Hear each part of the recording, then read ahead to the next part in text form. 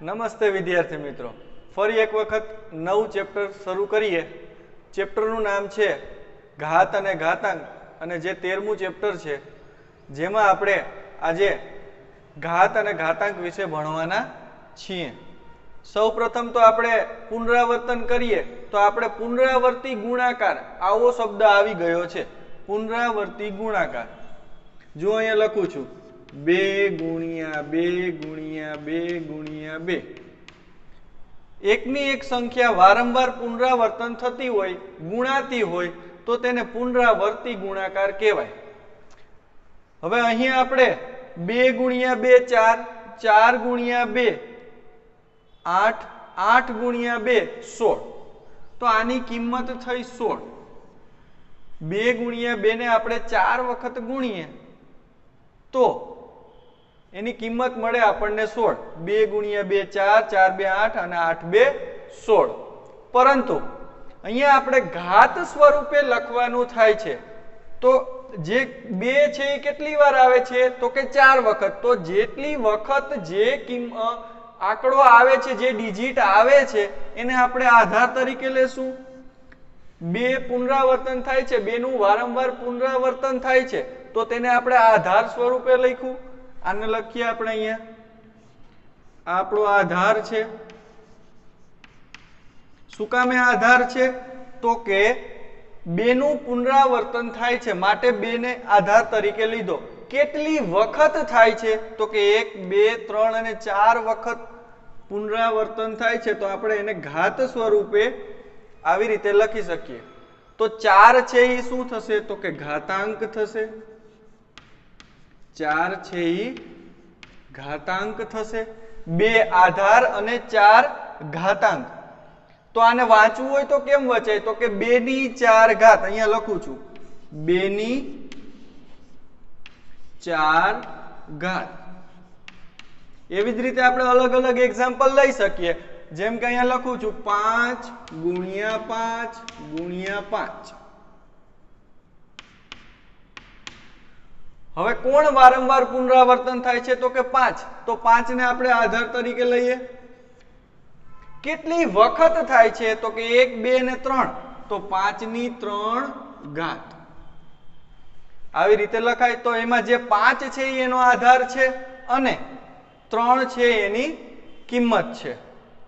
એના પછી આપણે એને કિંમત લખવી હોય તો ત્રણેયનો ગુણાકાર કરવો પડે. 5 ગુણ્યા 5 ગુણ્યા 5. તો 5 5 25 અને 25 5 125. તો કિંમત એની થશે 125.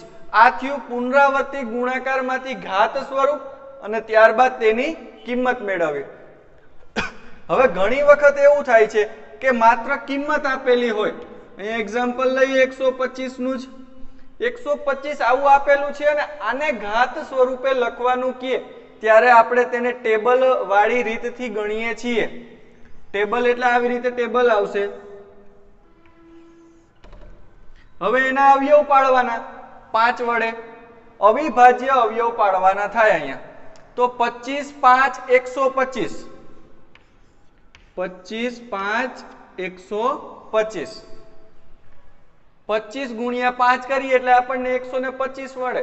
મેં 125 ને 5 વડે ભાગ્યા એટલે મને 25 જવાબ મળ્યો. હજુ આગળ જાય છે તો કે 5 ગુણ્યા 5 25 થાય. 5 ગુણ્યા 5 25.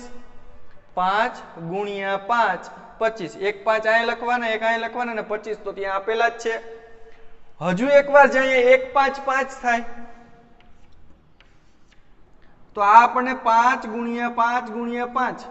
5 ગુણ્યા 5 ગુણ્યા 5 જેની કિંમત થશે 125. જે આપણને આવી રીતે અવયવ સ્વરૂપે પણ લખી શકાય, ઘાત સ્વરૂપે લખવા હોય તો પણ લખી શકાય. 5 ની 3 ઘાત. અને જેમાં 5 છે એ તેનો આધાર છે અને 3 છે એની ઘાત છે અથવા તો ઘાતાંક છે. તો બસ આ જ થિયરીનો ઉપયોગ કરીને આપણે સ્વાધ્યાય 13.1 ગણવાના છીએ. તો શરૂ કરીએ. શું કહે છે? આ સમજવા પૂરતું હતું. સમજી લીધા બાદ હવે આપણે સ્વાધ્યાય 13.1 ગણવા જઈ રહ્યા છીએ. તો એમાં પહેલું છે કિંમત શોધો. અને ઘાત સ્વરૂપે આપેલી છે 2/6 ઘાત. તો 2 એ આધાર છે, 6 છે એ ઘાત છે. તો અહીંયા લખી શકાય 2/6 ઘાત બરાબર 2 ને આપણે કેટલી વાર પુનરાવર્તન કરવા પડશે? તો કે 6 વખત, કારણ કે 6 ઘાત છે. તો 2 ગુણ્યા 2 ગુણ્યા 2 ગુણ્યા 2 ગુણ્યા 2 6 વખત થયા. હવે એની કિંમત મેળવીએ. 2 ગુણ્યા 2 4, 4 2 8, 8 2 16, 16 2 32 અને 32 ગુણ્યા 2 કરીએ એટલે આપણને 64 જવાબ મળે, જે તેની કિંમત થશે. આ રીતે આપણે ઘાત સ્વરૂપમાંથી પુનરાવર્તિત ગુણાકાર અને ત્યારબાદ એની કિંમત મેળવી શકીએ છીએ. વધારે એક્ઝામ્પલ જોઈએ. 9/3 ઘાત. તો 9 આધાર છે અને 3 એની ઘાત છે. તો સૌપ્રથમ તો લખીએ અહીંયા 9/3 ઘાત બરાબર 9 ગુણ્યા 9 ગુણ્યા 9. 3 વખત 9 લેવાના છે. 9 9 81 અને 81 ગુણ્યા 9. તો અહીંયા રફ કામમાં કરી લેવાનું. 81 ગુણ્યા 9, 9 1 9 અને 8 9 72 એટલે થશે 729. આ રફ કામ છે માત્ર.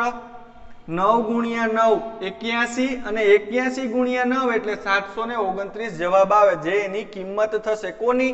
તો કે 9/3 ઘાતની. એવી જ રીતે 11/2 ઘાત. તો લખીએ અહીંયા 11/2 ઘાત બરાબર 11 ગુણ્યા 11. 11 ને આપણે 2 વાર પુનરાવર્તન થાય છે. તો 11 ગુણ્યા 11 એટલે 121. તો 121 તેની કિંમત થશે. તેવી જ રીતે 5/4 ઘાત. તો લખીએ અહીંયા 5 ને આપણે 4 વખત લખવાના થશે. તો 5 ગુણ્યા 5 ગુણ્યા 5 ગુણ્યા 5. 5 5 25, 25 5 125 અને 125 ગુણ્યા 5 એટલે 625. સિમ્પલ ગુણાકાર જ કરવાનો છે. 5 નું અહીંયા 4 વખત પુનરાવર્તન થાય છે. તો 5/4 એનું ઘાત સ્વરૂપ છે, જ્યારે 625 એની કિંમત છે.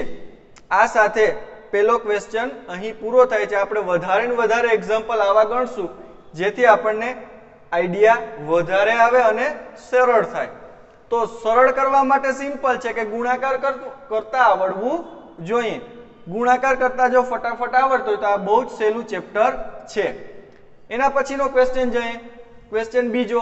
નીચે દર્શાવેલ સ્વરૂપને ઘાત સ્વરૂપે લખો. એનો મતલબ એવો છે કે અહીંયા આપણને પુનરાવર્તન સ્વરૂપે આપેલું છે. જુઓ 6 ગુણ્યા 6 ગુણ્યા 6 ગુણ્યા 6. એની કિંમત મેળવવાની નથી, માત્ર તેનું ઘાત સ્વરૂપ જ મેળવવાનું છે.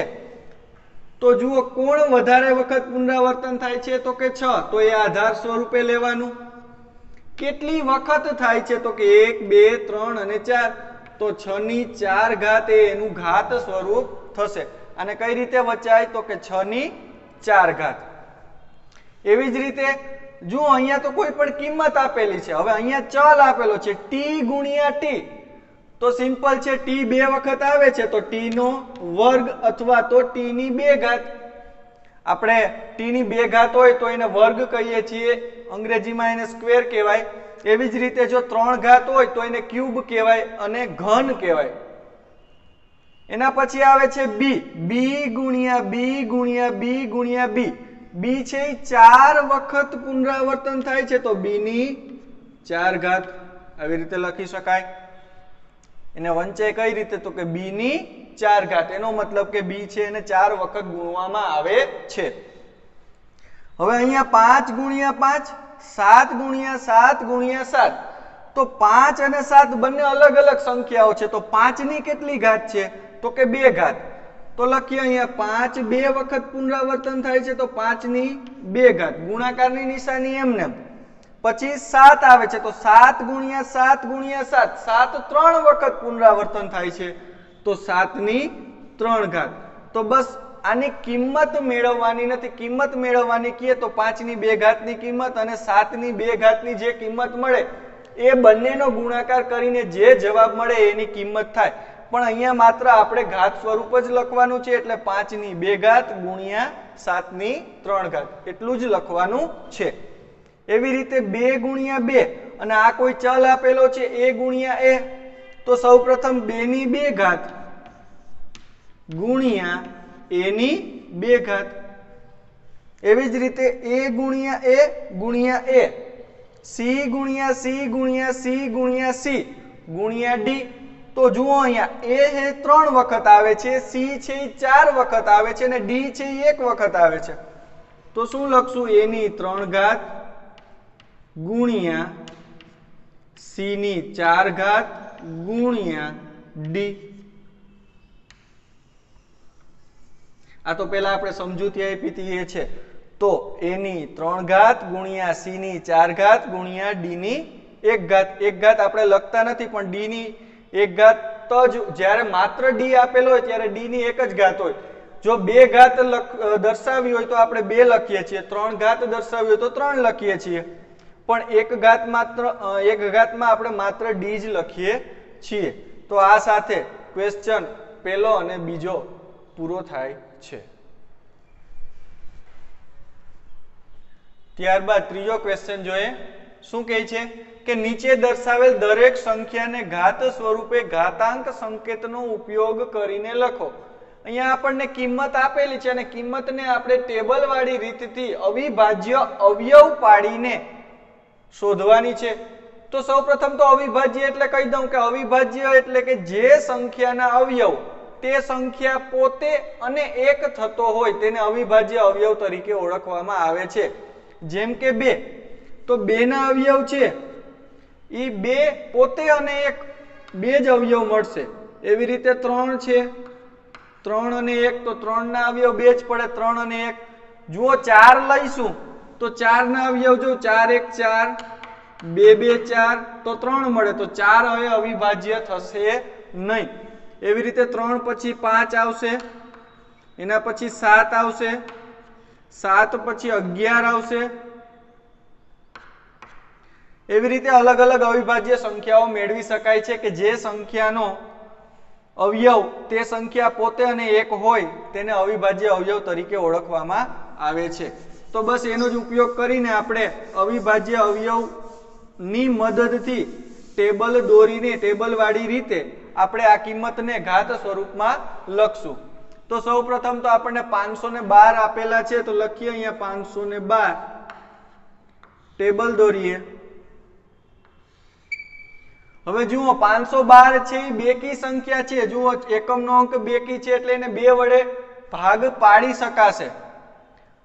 તો 500 ના અડધા એટલે 512 ભાગ્યા 2 કરો એટલે તમને 256 જવાબ મળશે. 500 ના અડધા 250 અને 12 ના અડધા 6, ટોટલ થશે 256 ગુણ્યા 2. 256 ગુણ્યા 2 કરું ત્યારે મને 512 મળશે. અગેન પાછી બેકી સંખ્યા આવેલી છે કે જેને 2 વડે ડિવાઈડ કરી શકાશે, ભાગી શકાશે. તો 250 અને 6 તો 250 ના અડધા 125 અને 6 ના અડધા 3 એટલે 128. તો 128 ગુણ્યા 2 કરું એટલે મને 256 મળે. ફરી એક વખત 128 એ બેકી સંખ્યા છે તો 12 ના અડધા 6 અને 8 ના અડધા 4. 120, 12 એટલે અહીંયા 120 છે તો 120 ના અડધા 60 અને 8 ના અડધા 4 એટલે મળશે 64. તો 64 ગુણ્યા 2 128. એવી જ રીતે 32 ગુણ્યા 2 64. 16 ગુણ્યા 2 32. ક્યાં સુધી જવાનું કે જ્યાં સુધી 1 ન મળી જાય. 8 ગુણ્યા 2 16. 4 ગુણ્યા 2 8. 2 ગુણ્યા 2 4 અને 1 ગુણ્યા 2 એટલે 2. 1 મળે નહીં ત્યાં સુધી આપણે આવી રીતે કરવાનું થાય. તો શું કર્યું આપણે? 512 ને ટેબલના સ્વરૂપમાં લખ્યા, પછી એને 2 વડે ભાગ્યા તો 512 ને 2 વડે ભાગીએ એટલે 256 ગુણ્યા 2 512. 256 ને 2 વડે ભાગીએ એટલે 128. 128 ને 2 વડે ભાગીએ એટલે 64. 64 ને 2 વડે ભાગીએ એટલે 32. 16 2 32, 8 2 16, 4 2 8, 2 2 4 અને 1 2 2. તો જુઓ હવે ગણીએ આપણને કેટલી ઘાત મળે છે. તો સૌપ્રથમ તો આજે આપણને 2 2 અવિભાજ્ય અવયવ મળ્યા છે એને લખીએ. નીચે બરાબરની નિશાની કરીને કેટલી વાર આવે છે? 1 2 3 4 5 6 7 8 9. તો 2 ગુણ્યા 2 ગુણ્યા 2 ગુણ્યા 2 ગુણ્યા 2 ગુણ્યા 2 ગુણ્યા 2, 3 ને 3 6 ને 2 8 ગુણ્યા 2. ટોટલ 9 વખત 2 આવે છે. 2 નું 9 વખત પુનરાવર્તન થાય છે. તો આપણે હમણાં જ શીખી ગયા કે 2 ને ઘાત સ્વરૂપે લખવું હોય તો 2 એનો આધાર થશે. અને કેટલી વખત પુનરાવર્તન થાય છે? તો કે 9 વખત. તો 2 ની 9 ઘાત, આ એનું ઘાત સ્વરૂપ થશે. જોઈએ એના પછીનું એક્ઝામ્પલ. 343 કિંમત આપેલી છે અને એને ઘાત સ્વરૂપમાં ફેરવવાનું છે, એટલે કે એના અવિભાજ્ય અવયવ પાડવાના છે. તો 343, ચલો અહીંયા બેકી સંખ્યા નથી એટલે 2 વડે ભાગ નહીં હાલે. અહીંયા હાલશે 343 7 વડે ભાગ હાલશે. જુઓ અહીંયા 343 ભાગ્યા 7, 7 4 28, 28 ને 6 34 એટલે 6, ઉપરથી ઉતાર્યા 3, 7 9 63. ઓકે, તો 49 ગુણ્યા 7 કરું એટલે મને 343 મળે છે. તો અહીંયા 49 આવશે અને અહીંયા 7 આવશે. 49 ગુણ્યા 7 343. હવે 7 ગુણ્યા 7 49, 7 7 49. એવી જ રીતે 1 ગુણ્યા 7 એટલે 7. તો અહીંયા 7 આપણને 3 વખત મળે છે. તો 7 ગુણ્યા 7 ગુણ્યા 7.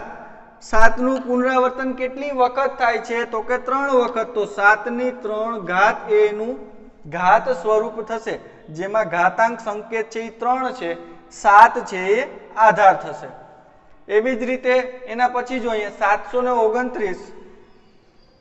તો સૌ પ્રથમ તો અહીંયા 729 લખીએ અને ટેબલ બનાવીએ. તો 729, જુઓ અહીંયા બેકી સંખ્યા નથી. હવે અહીંયા અવિભાજ્ય અંક પણ નથી. તો અહીંયા 3 વડે ભાગ હાલશે, કારણ કે 3 ગુણ્યા 3 9 થાય છે. તો 729 ગુણ્યા 3 કરીએ. 729 ગુણ્યા 3, 3 2 6, 1 વધે, ઉપરથી ઉતાર્યા 2, 3 4 12, 0 0 9, 3 3 9.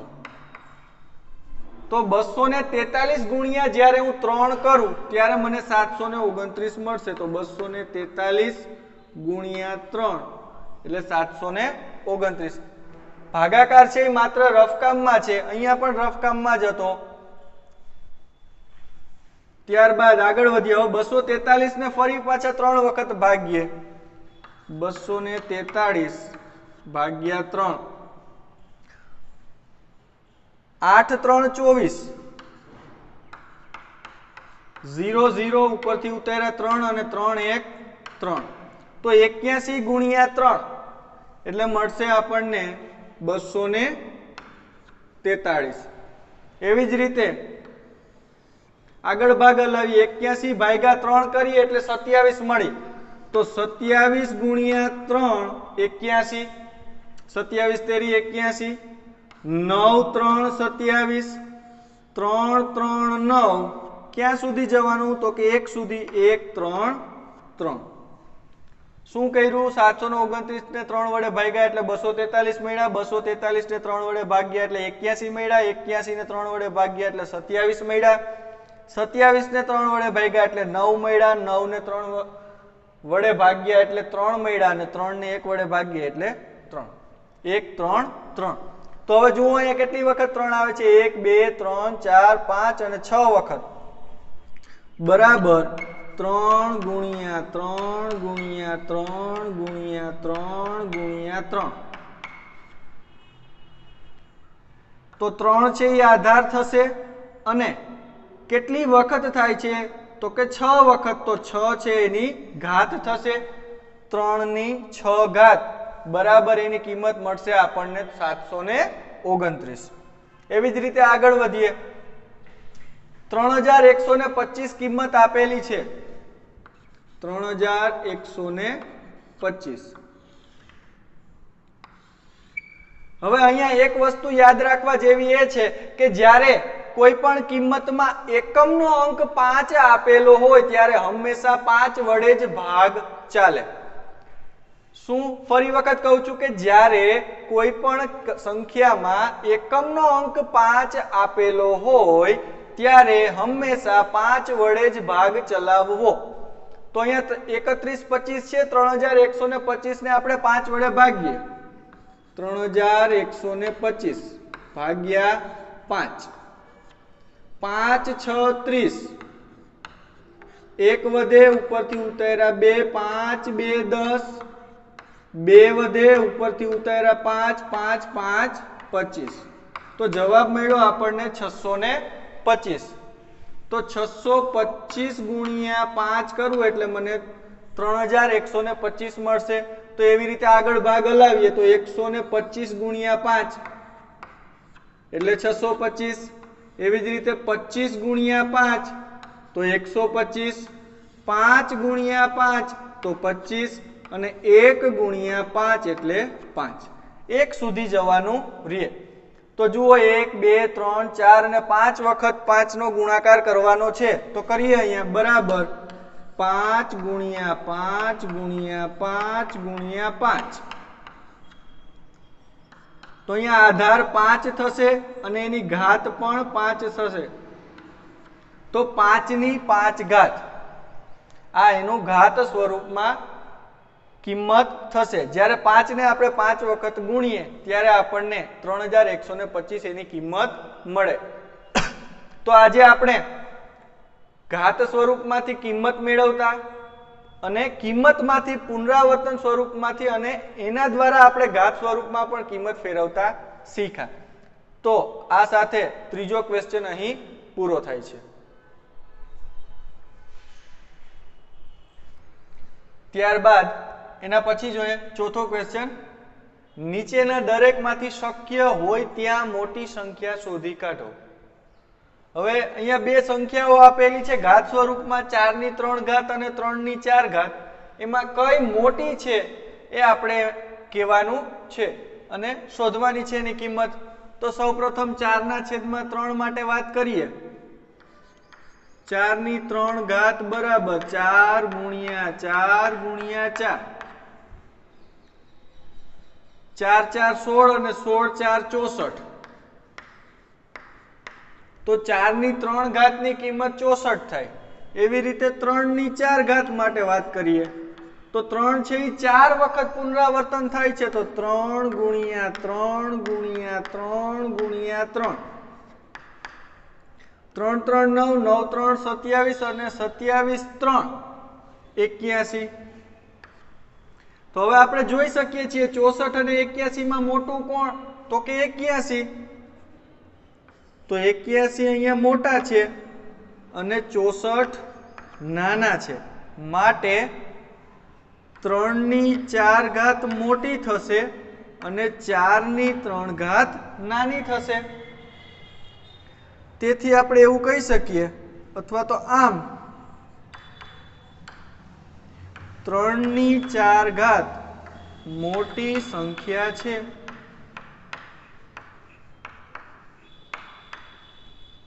શું કર્યું? સૌ પ્રથમ તો આપણે 4 ની 3 ઘાત ની કિંમત મેળવી, ત્યારબાદ 3 ની 4 ઘાત ની કિંમત મેળવી. હવે એ બંને કિંમતમાં મોટું કોણ એ દર્શાવ્યું એટલે આપણને ખબર પડી કે 3 ની 4 ઘાત એ મોટી સંખ્યા છે. એવો જ બીજું એક્ઝામ્પલ જોઈએ 5 ની 3 ઘાત અને 3 ની 5 ઘાતમાં મોટું કોણ? તો જોઈએ અહીંયા 5 ની 3 ઘાત બરાબર 5 ગુણ્યા 5 ગુણ્યા 5. 5 5 25 અને 25 5 125. એવી રીતે 3 ની 5 ઘાત જોઈએ 3 ગુણ્યા 3 ગુણ્યા 3 ગુણ્યા 3 ગુણ્યા 3. 5 વખત લખવાના છે બરાબર 3 3 9 9 3 27 27 3 81 અને 81 ગુણ્યા 3 અહીંયા કરીએ તો 3 1 3 અને 8 3 24 243. રફ કામ હતું એટલે ભૂસી નાખું છું. તો 243 અને 125 માં મોટું કોણ? તો કે 243 ગ્રેટર ધેન 125. તેથી આપણે એવું લખી શકીએ કે 3/5 કરતા 5/3 મોટી છે. આમ 3/5 મોટી સંખ્યા છે.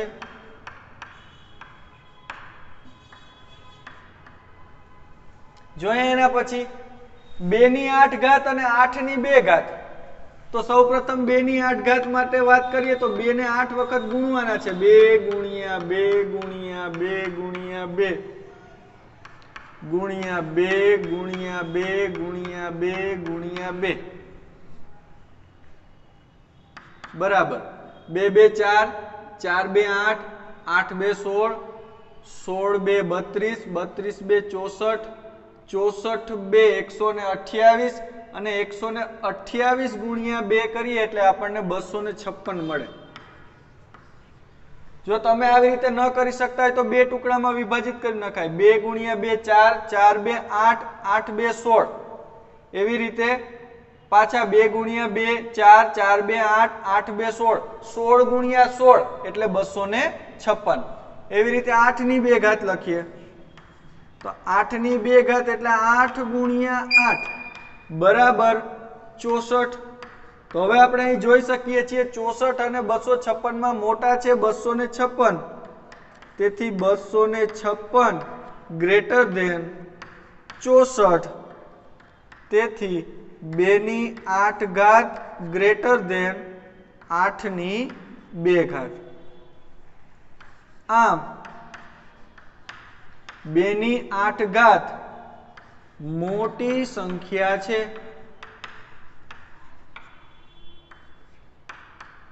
ત્યારબાદ 100/2 અને 2/100. તો સૌપ્રથમ 100/2 માટે વાત કરીએ તો 100/2 બરાબર 100 ગુણ્યા 100 બરાબર 10,000. હવે 2/100 માટે વાત કરીએ તો 2/100 હવે 2 છે એ આપણે 100 વખત લખશું તો બહુ લાંબો દાખલો થઈ જશે. એના માટે આપણે એવું કરશું આના બરાબર 2/10 અને એની 10 ઘાતની ઘાતનો ગુણાકાર થાય એટલે 10 ગુણ્યા 10 એટલે 100 અને 2/10 20 ની નહીં પણ 2 ની. અહીંયા આપણે 2/10 એવું લખીએ અને એની પાછી 10 એટલે 10 ગુણ્યા 10 એટલે 100 એટલે આ 2/100 આપણે લખ્યું.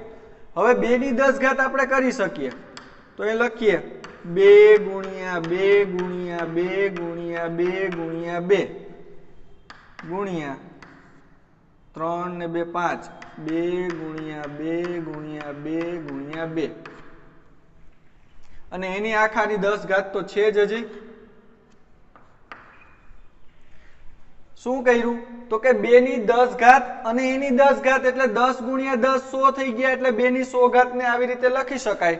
ઘાતની ઘાતનો ગુણાકાર થાય. તો હવે 2/10 ને આપણે પુનરાવર્તી ગુણાકાર સ્વરૂપમાં લખ્યું અને એની આખાની 10 તો છે જ. તો 2 ગુણ્યા 2 4 2 8 2 16 2 32 ગુણ્યા 2 ગુણ્યા 2 4 2 8 2 16 2 32 અને એની 10. હવે આપણે અહીંયા 10,000 અહીંયા 100 ગુણ્યા 100/2 કરી એટલે આપણને 10,000 મળ્યા. તો હવે 32 ગુણ્યા 32 કરીએ તો આપણને અહીંયા 32 ગુણ્યા 32 કરીએ. રફ કામમાં કરું છું 0 3 2 6 3 3 9 2 2 4 3 2 6 4 12 અને 10 1024 ની 10 1024 ની 10 અહીંયા આપણી પાસે 10,000 છે એટલે હજી આપણે 1024 ગુણ્યા 1024 ની 10 મેળવવો પડશે. તો હવે 1024 ની 10 ને હું આવી રીતે લખી શકું કે 1024 ની 2 અને એની 5. આપણે એને થોડુંક છૂટું લખીએ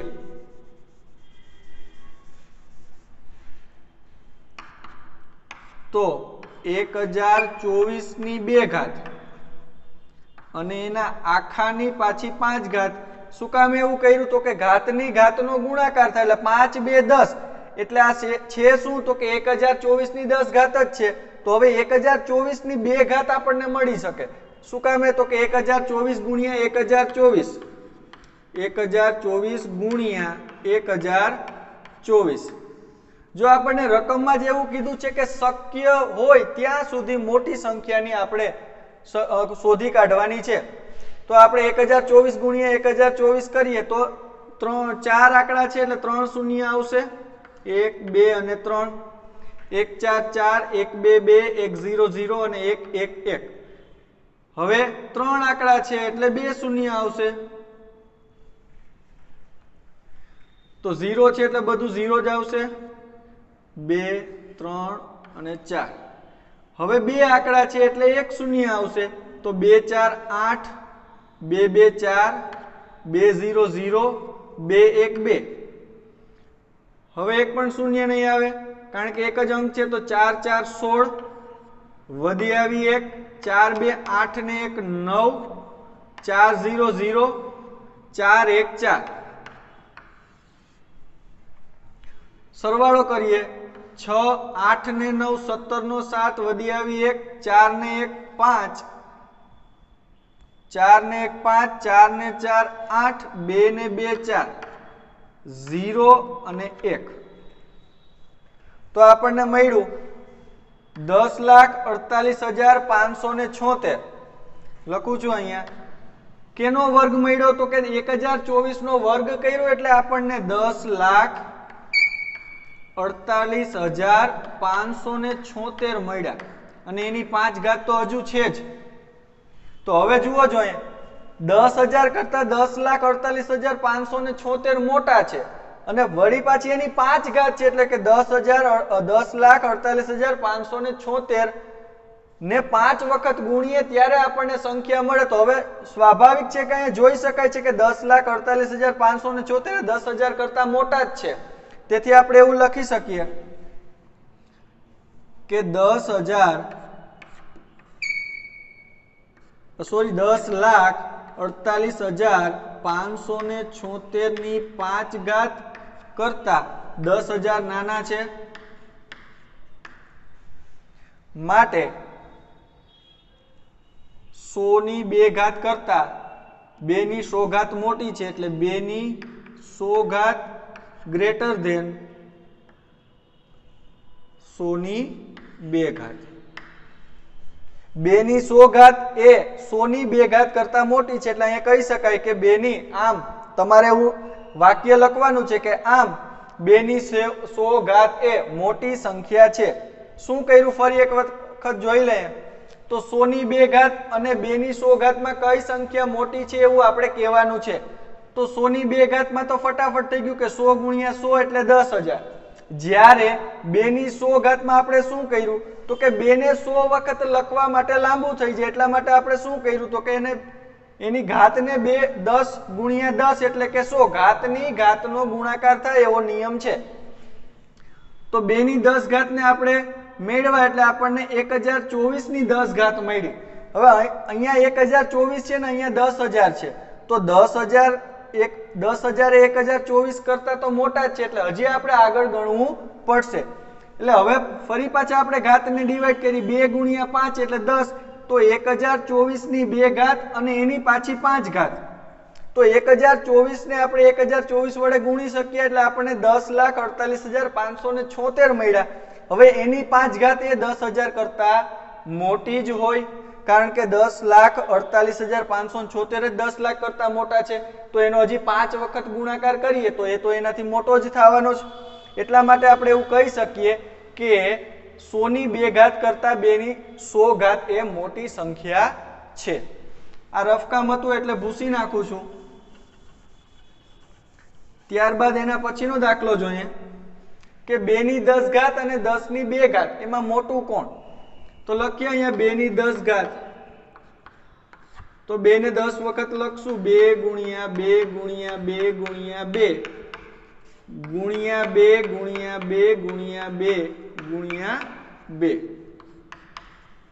અને એની પાછી 10 ઘાત છે, અથવા તો હવે તો પુનરાવર્તી ગુણાકારમાં લખી લીધું છે તો સીધું જ આના 2 ગુણ્યા 4 4 2 8 8 2 16 અને 16 2 32 32 ગુણ્યા 32 એટલે મળશે આપણને 1024. હવે 10 ગુણ્યા 2 ની વાત કરીએ, સોરી 10 ની 2 ઘાતની વાત કરીએ તો 10 ગુણ્યા 10 જેનો જવાબ આવશે 100. તો હવે જોઈ શકીએ છીએ 100 કરતા 1024 મોટા છે, માટે 1024 ગ્રેટર ધેન 100. તેથી લખી શકીએ આપણે કે 2 ની 10 ઘાત ગ્રેટર ધેન 10 ની 2 ઘાત. આમ 2 ની 10 ઘાત મોટી સંખ્યા છે.